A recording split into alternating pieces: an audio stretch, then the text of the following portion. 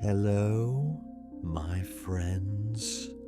Welcome to Soul Tranquility Space. Tonight, we are going to tell a story about value. Not the value of coins or bank accounts, but the value of a single breath. The value of a sip of water. The value of softness. We are returning to the ancient legend of King Midas. But we are not here to judge a greedy king. We are here to understand a frightened man. We are here to embrace the part of ourselves that whispers, "If I just had a little more, I would finally be safe."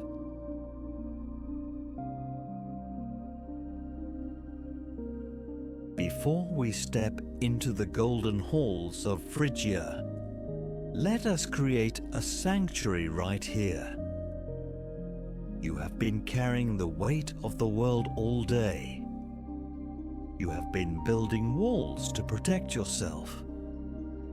But here, the gates are locked. You are safe. I invite you to close your eyes. Imagine that your body is a landscape. Your muscles are the hills. Your breath is the wind. Right now, the hills are tight. The wind is hurried. Let us soften the landscape. Take a deep breath in. Imagine you're breathing in warm, golden sunlight. And exhale a long, slow sigh. Watch the sunlight melt the tension in your shoulders. Inhale, breathing in the permission to be imperfect. Exhale, releasing the heavy armor of control. Let it clang to the floor. You don't need it here. Now, let your mind float backward in time.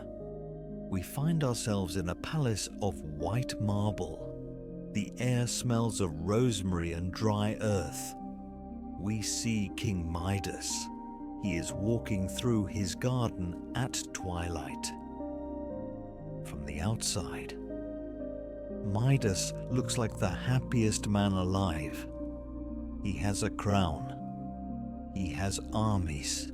He has warehouses filled with grain. But look closer. Look at his eyes. They are darting back and forth. They are tired. Midas is suffering from a very human sickness. It is the sickness of impermanence. He looks at the sunset, and he hates that it fades into night. He looks at the roses in his garden, and he hates that they will wither in the winter. He looks at his beloved daughter running on the grass, and his heart squeezes with fear.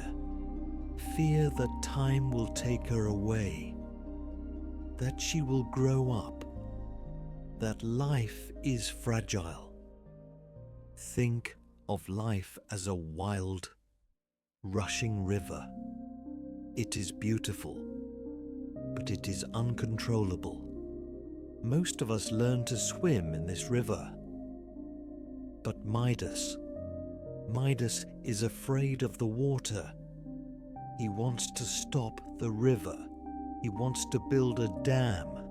He believes that if he can freeze the world exactly as it is, perfect, shiny, and solid, he will never have to feel the pain of loss again. He decides that the only material strong enough to stop the river is gold. Gold does not rust. Gold does not rot. Gold is the anchor in a changing world. One evening, as Midas stands amidst his roses, a figure appears from the shadows of the vines.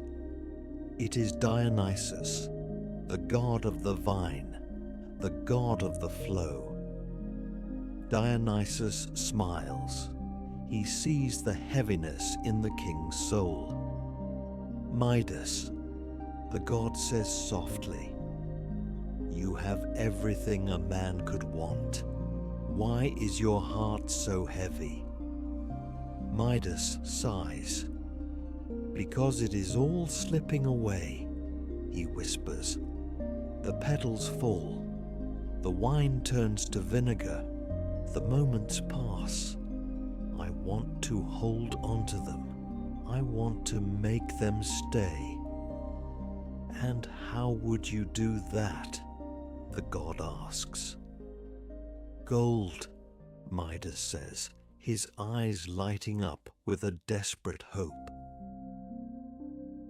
"If everything I touched turned to gold, it would last forever. It would be safe. I would never have to say goodbye to anything again." The god looks at him with a mixture of amusement and sadness.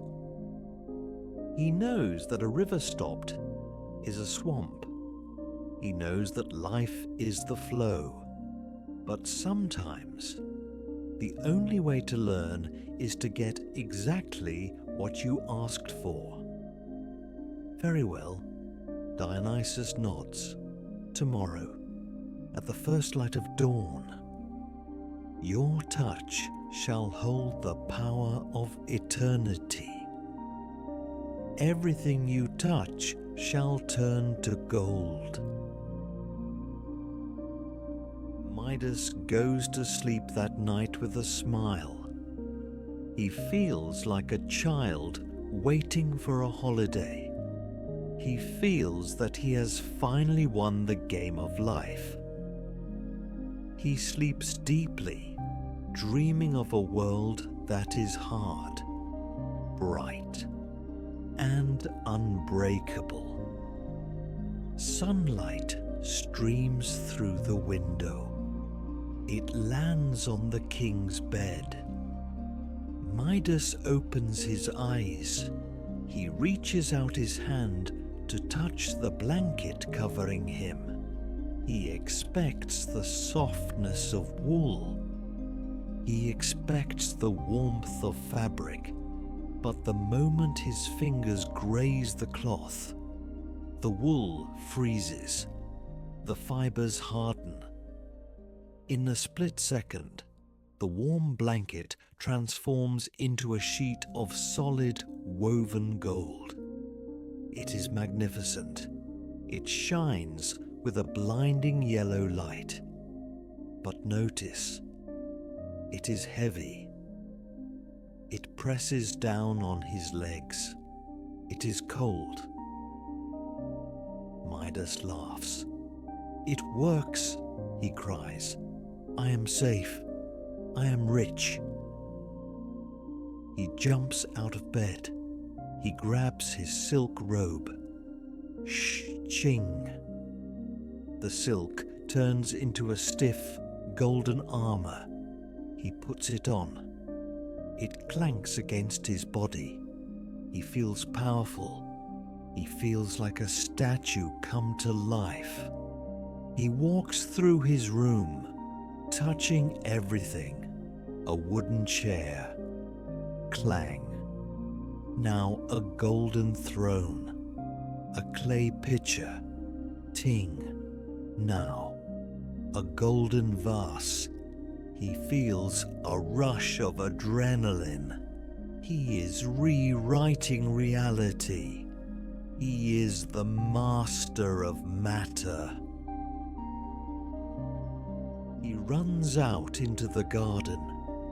The morning air is cool. He runs to his favorite rose bush, the one with the deep red velvet petals, the one that smells like sweet honey. "I will make you immortal," he whispers lovingly. He cups the flower in his hands. The red color drains away. The velvet texture vanishes. The rose becomes a masterpiece of jewelry. Every thorn, every vein in the leaf is perfectly preserved in yellow metal. It is perfect. It will never die. But Midas leans in to smell it. He inhales deeply, expecting the perfume, but there is nothing. Gold has no scent. Gold has no soul. He pauses. A tiny frown appears on his forehead. Just for a second, he misses the sweetness, but he shakes his head. "No," he tells himself, "this is better. This is forever." He continues his work, turning the entire garden into a glittering forest. It is a sight to behold. The sun reflects off the leaves, creating a blinding light. But the birds stop singing in the golden trees. The leaves do not rustle in the wind because they are too heavy to move. The garden has gone silent. Midas stands in the middle of his creation. He is surrounded by wealth. He is surrounded by safety. But he is also standing in a graveyard. His stomach gives a low rumble. He realizes he is hungry. "A feast!" He shouts to his servants. "Prepare a breakfast. Bring me the finest bread, the clearest water, and the sweetest grapes. Today, we celebrate." He turns back to the palace, his golden robe clanking against the golden stones. He walks with his head high, believing he is the most blessed man on earth. He does not yet know that the greatest poverty is about to begin. He does not yet know that you cannot eat a diamond. You cannot drink a coin. My friends, the journey back to yourself is a brave one. Just like Midas, we often try to cover our fears with layers of protection, with achievements, with gold. But you do not have to walk this road alone. If this story is resonating with your heart tonight, if you see parts of yourself in the king who wanted to be safe, and if you want to support this sanctuary and help us create more stories for weary souls, I invite you to gently tap the like button and subscribe to our channel now. And if you have a moment, please leave a comment below.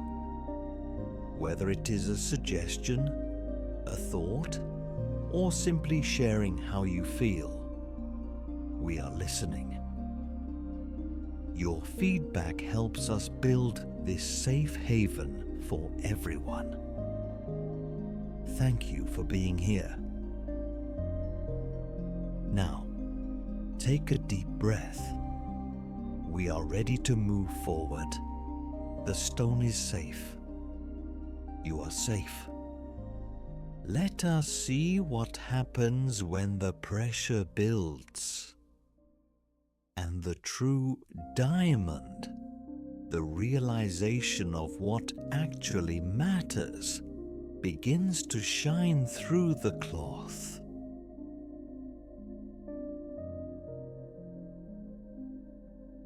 Let us step into the great hall.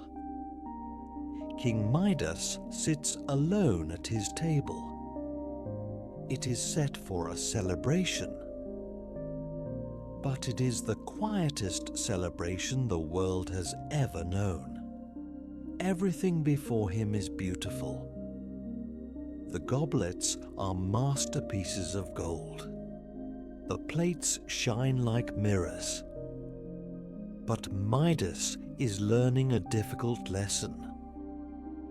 You cannot eat a masterpiece. He reaches for a piece of warm, rustic bread.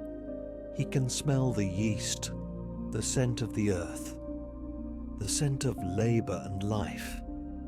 His mouth waters. He breaks the bread. Instantly, the warmth is gone. The softness is gone. In his hand lies a lump of solid gold. It looks exactly like bread. It has every crumb, every crack, but it is dead. He lifts it to his lips, hoping for a miracle, but metal has no flavor. Metal gives no nourishment. He sets it down gently. Thud. He reaches for a cluster of purple grapes. He craves their cool, sweet juice. But the moment his fingers touch the skin, they freeze. They become golden beads. Beautiful, yes. But you cannot drink a pearl. You cannot digest a diamond. Midas realizes that he has built a wall between himself and the world. Gold is a barrier. It does not let life in. He is the richest man in history. Yet he is starving. He is starving not just for food, but for softness. He looks at his hands. These hands that he thought were blessed are actually gloves of ice. He whispers to the empty room, "I wanted to keep things forever, but I have only killed them." And then a sound breaks the silence. It is his daughter, the light of his life. She runs into the room, holding a bouquet of wildflowers, real flowers, wilting, imperfect, and alive. "Father," she calls out. She sees his sadness. She does not see the gold. She only sees her father's pain. Midas stands up. Panic rises in his chest. "No," he whispers. "Stay back, my child. Do not come near me." But love does not understand boundaries. Love wants to hold. She runs to him. She opens her arms. Midas tries to pull away. He tries to hide his hands. But it is too late. She wraps her arms around him in a warm embrace. For 1 second, he feels the miracle of a human hug, the warmth of her skin, the beat of her heart against his chest. Thump, thump, thump, thump. And then, silence. The heartbeat stops. The warmth fades into a cool, smooth metal. Midas pulls back, terrified. He looks at her. She is no longer a girl. She is a statue. Her smile is frozen in gold. Her hair is stiff wire. Her eyes, once full of light, are now just polished metal spheres. She is perfect. She will never grow old. She will never be sick. She will never leave him. She is exactly what he asked for. Permanent. And because she is permanent, she is gone. Midas falls to his knees. He does not scream. The sorrow is too deep for noise. He wraps his arms around the cold statue. He rests his head on her golden shoulder. He weeps, and as his tears fall, they slide off the metal. Gold cannot absorb tears. Gold cannot offer comfort.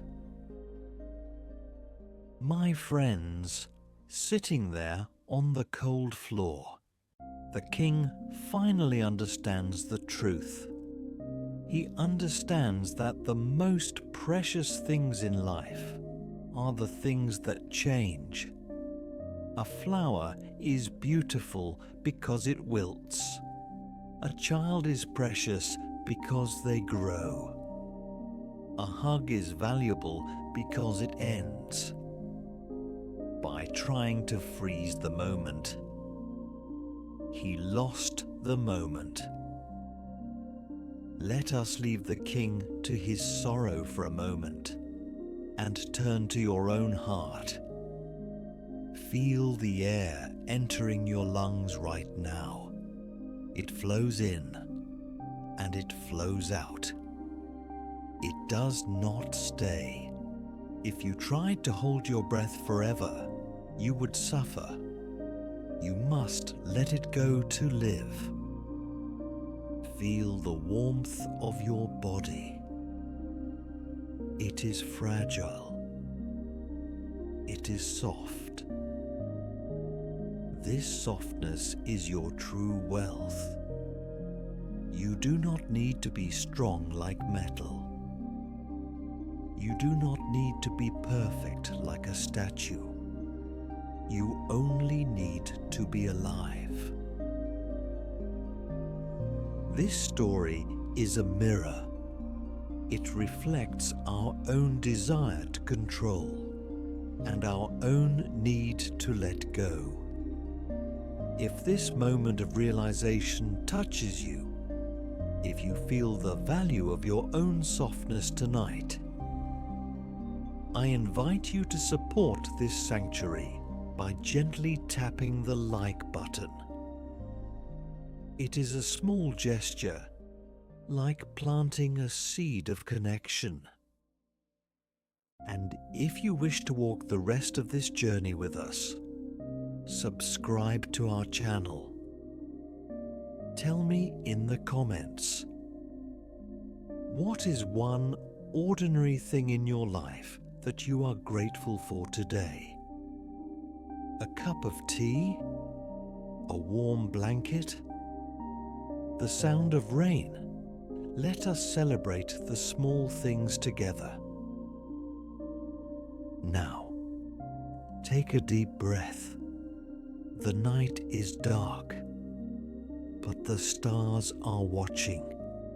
Midas is at the bottom of the abyss, but it is often at the bottom that we find the path up. In the next part, we will guide him to the river. We will wash away the gold.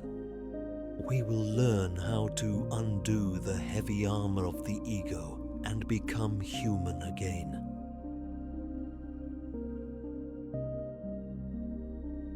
We leave the silent palace behind. We leave the heavy, golden rooms where time stands still. We follow Midas now as he walks out into the world. He is walking alone. He has left his guards, his servants, and his crown at the gates. The path he walks is an ancient one. It winds through the hills of Phrygia, leading up toward the mountains. The sun is warm on his back, but he can barely feel it through the heavy golden robes he still wears. These robes, once, they were his pride. He thought they were a symbol of his greatness. Now, as he climbs the dusty path, he realizes what they truly are. They are a cage. They are a barrier that keeps the world away from his skin. Every step is an effort. Clink, drag, clink, drag. But he does not stop. He is driven by a quiet, desperate hope. He is looking for the only thing that matters now.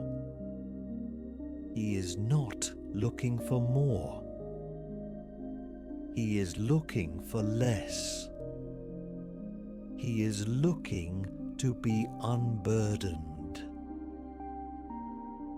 As he walks, the landscape begins to change.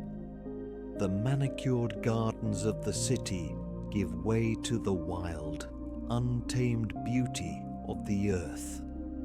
He sees the olive trees, their leaves turning silver in the breeze. He sees the tall cypress trees pointing toward the sky like green fingers.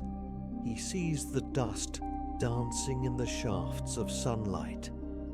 For the first time in years, Midas looks at these things not as a king who wants to own them, but as a man who simply wants to witness them. He realizes that the olive tree does not need to be gold to be beautiful. Its beauty is in its life. Its beauty is in the way it bends with the wind. If it were gold, it would be rigid. It would snap in the storm. But because it is wood, because it is soft, it survives. Softness is strength, he whispers to himself. I forgot that softness is strength. He feels a gentle breeze touch his face. It is the only part of him that is exposed. The wind cools his forehead. It plays with his hair. It feels like a caress. It feels like forgiveness. The wind does not care that he was greedy. The wind does not judge his mistakes. It simply touches him, offering its coolness freely. In this moment, walking the lonely path, Midas begins to understand the nature of grace. Grace is not something you buy. It is not something you earn with a clever wish. Grace is like the wind. It is always there, waiting for you to step outside and feel it. And then he hears it. The river Pactolus. It flows from the high peaks of Mount Tmolus, winding its way down through the valley. It is the voice of the earth. Midas walks faster now, not running, but moving with a lightness of spirit. He pushes through a grove of laurel bushes, the scent of crushed leaves filling the air, spicy and fresh. And there it is. The river opens up before him. The water is so clear you can see every pebble on the bottom. Smooth stones of grey, white and brown. The sunlight hits the surface of the water, creating 1,000 tiny diamonds that dance and sparkle. These diamonds are not solid. They appear and disappear in a second. They are beautiful because they do not last. Midas stands on the muddy bank. He looks down at his golden reflection in the water. He looks at his hands, stiff, shiny, and cold. He does not need a god to tell him what to do. His soul knows. The water is calling him home. Come. The river seems to whisper. Come and lay your burden down. He steps into the stream. The water swirls around his ankles. It is cool, brisk, and awakening. He feels the current pushing gently against his legs. It is a living force. He wades deeper, to his knees, to his waist. The weight of the golden robes pulls him down, but the buoyancy of the water holds him up. He takes a deep breath, the deepest breath he has taken in a long time. The air smells of wet stone, moss, and freedom. And then, with a slow, deliberate movement, he lowers himself completely into the water. He leans back, letting the current support him. And then, the miracle happens. It is not a violent transformation. It is a gentle release, like snow melting in the spring. As the water rushes over his golden robes, the hardness begins to soften. The rigid metal fibers relax. The blinding yellow shine begins to fade, drifting away into the water like fine golden dust. Watch closely with your mind's eye. See the gold flaking off him. It swirls in the current, sparkling as it floats downstream, returning to the earth where it belongs. The river takes the gold without complaint. It washes away the ambition. It washes away the fear. The heavy armor dissolves, revealing the white linen tunic underneath. The cloth ripples in the water, light and free. Midas looks at his hands beneath the surface.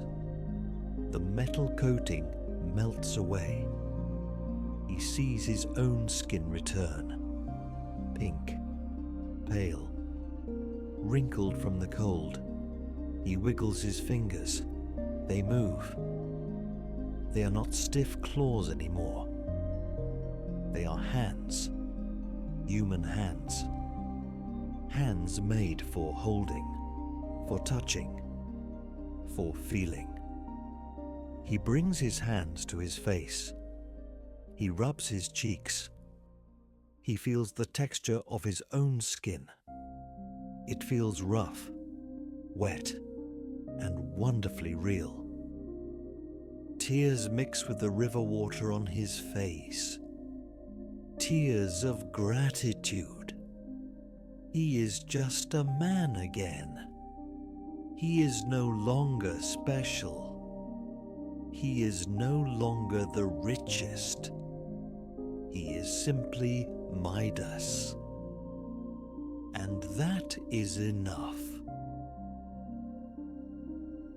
Let us pause here with him in the river. I invite you to imagine that you are there too. Not as a watcher, but as a participant in this healing. Imagine that you are stepping into a warm, clear stream of water. You are carrying things you no longer need. Maybe you're carrying the heavy gold of perfectionism. Maybe you're wearing the heavy armor of worry. Maybe you're holding onto the weight of past regrets. Feel the weight of them on your shoulders. They are heavy, aren't they? Now, imagine the water rising gently around you. It is warm and supportive. Feel the water touching your skin. And as it touches you, feel the weight dissolving. Visualize your worries turning into golden dust. Watch them float away from you. The current carries them downstream. They are getting smaller and smaller until they disappear around the bend of the river.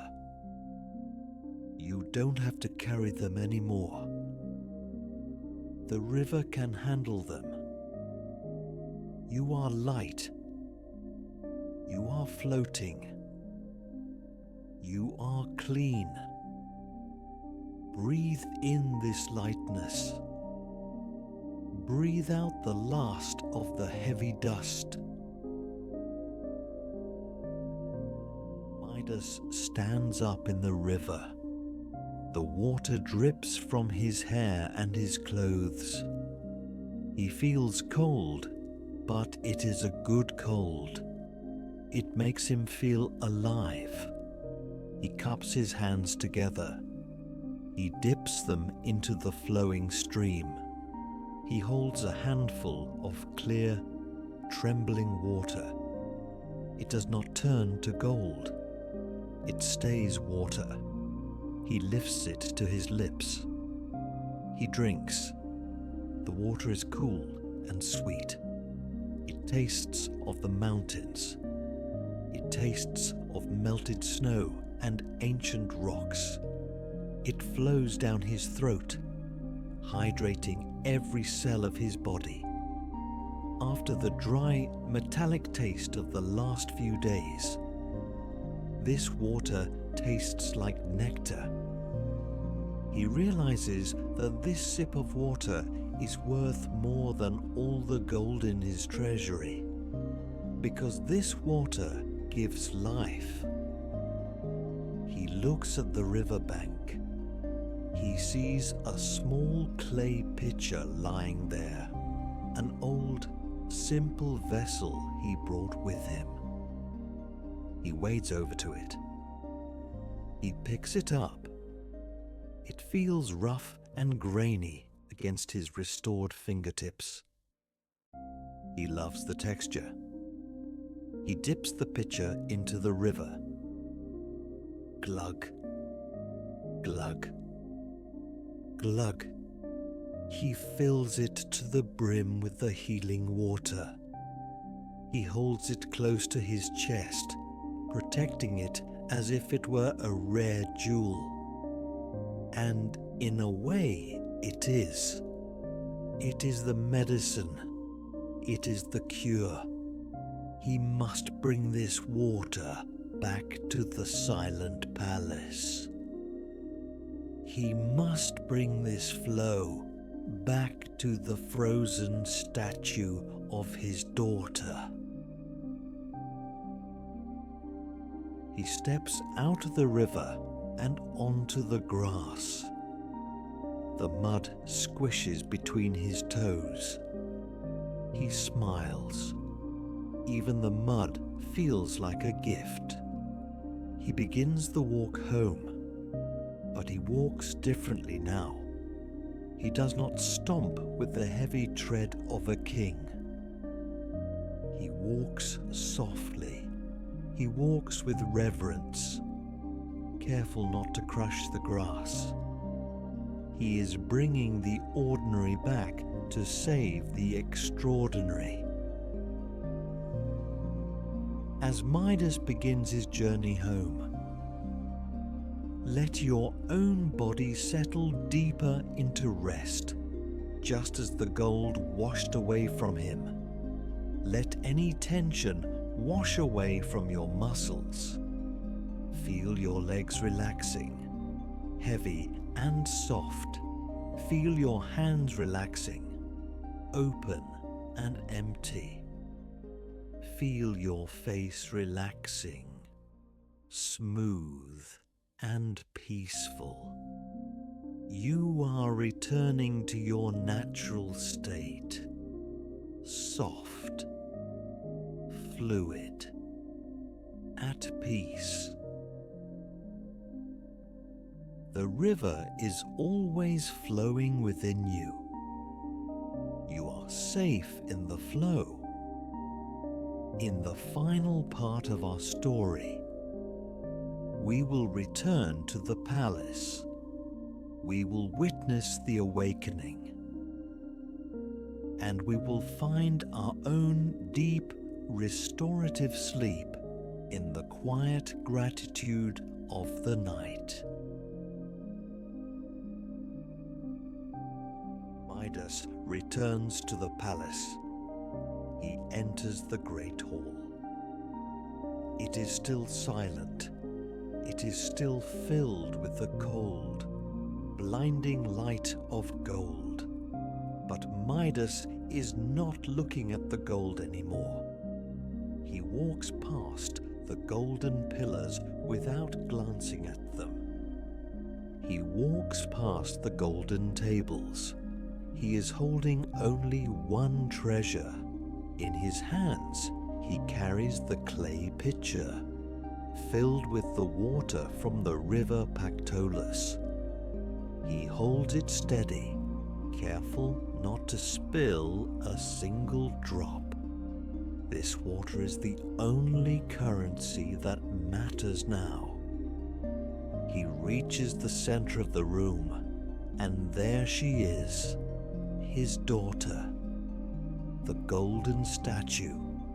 She is still standing there, arms reaching out, frozen in that terrible moment of silence.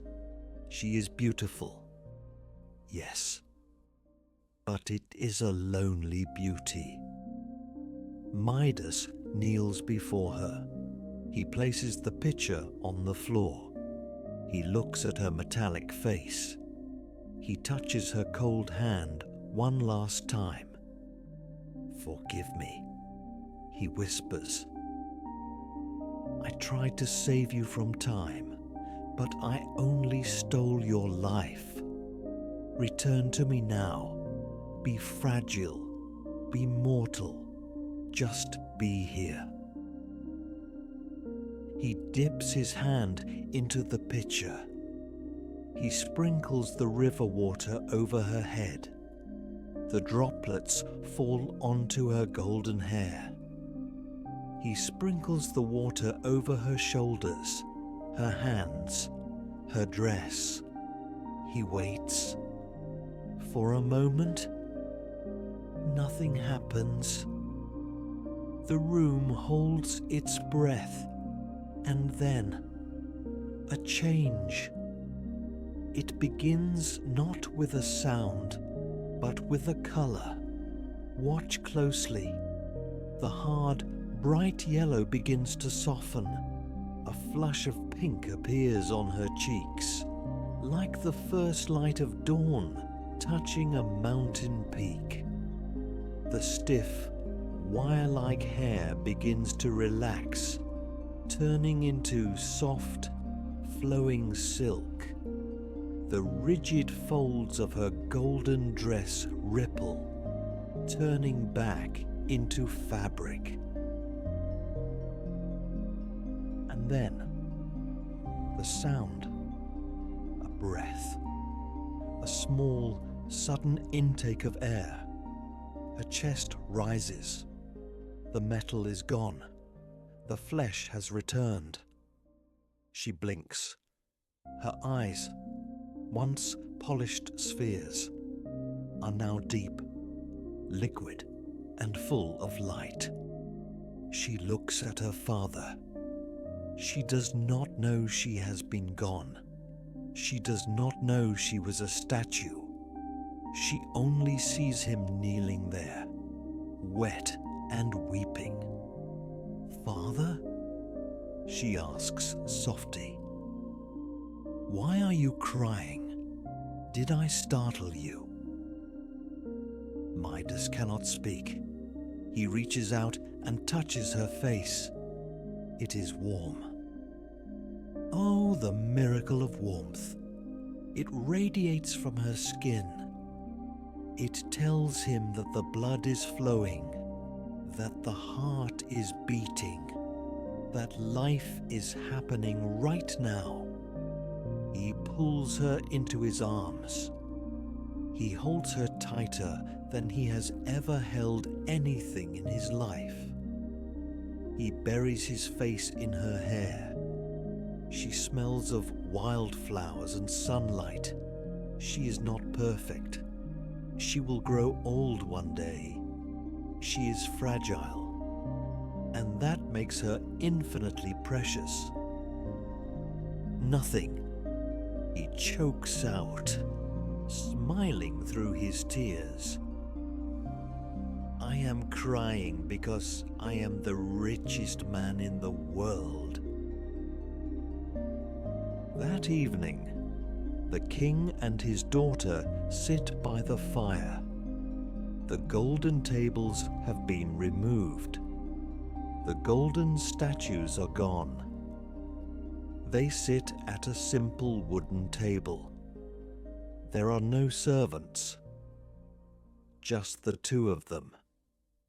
On the table, there is a loaf of bread, a bowl of warm vegetable soup, and a pitcher of clear water.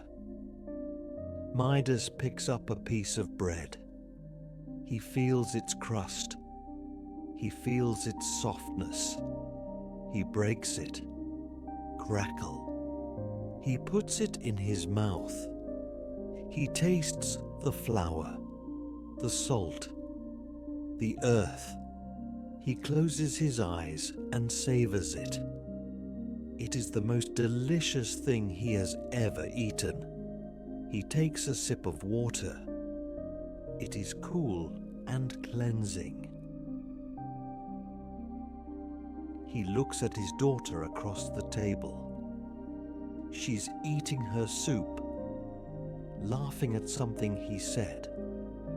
The firelight dances on her face. He realizes that he doesn't need to freeze this moment. He doesn't need to lock it in a vault. He just needs to be in it, to taste the soup, to hear the laugh, to feel the fire. This is the divine in the ordinary. God is not in the gold. God is in the bread. God is in the water. God is in the warmth. My friends, the king is safe now. He has found his way back to the simple truths. And now, it is time for you to find your way to rest. Look at Midas sitting by the fire, content and warm. Let us join him in that feeling of contentment. Turn your attention to your own body now. You too are rich. Feel the surface beneath you. It supports you, just like the earth.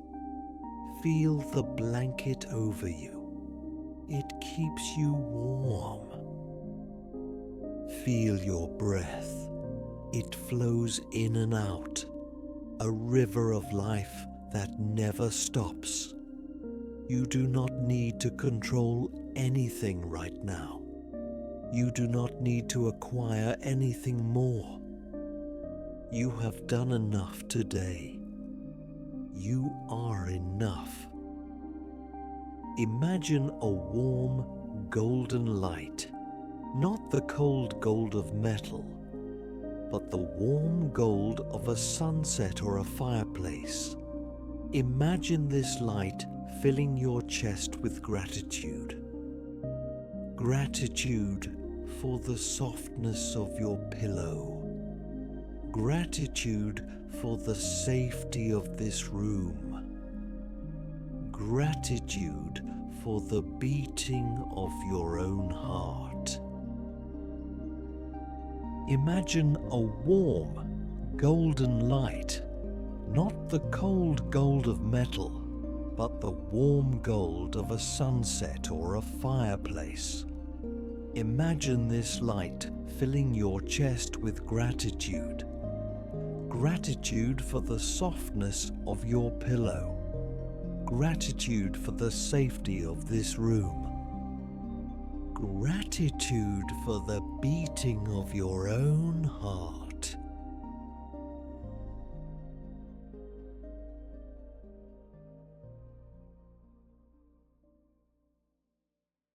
Let go of the need to be perfect. Let go of the need to be strong. Be soft. Be heavy. Be here.